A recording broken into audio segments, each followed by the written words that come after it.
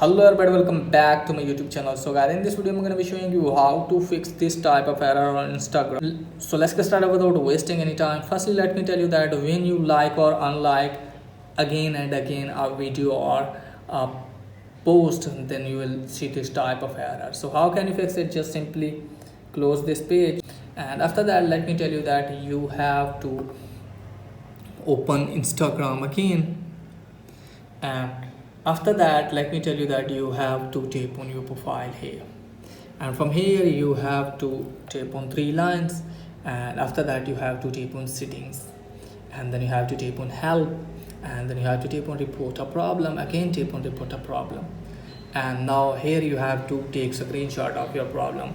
When this problem is appear, then you have to take screenshot, and here you have to explain about your problem.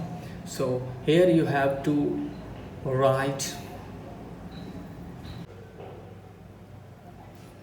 so you have to write this when I tried some action on Instagram, it's showing an error as per screenshot, and after that you have to select that screenshot by typing on this, and then you have to tap on submit.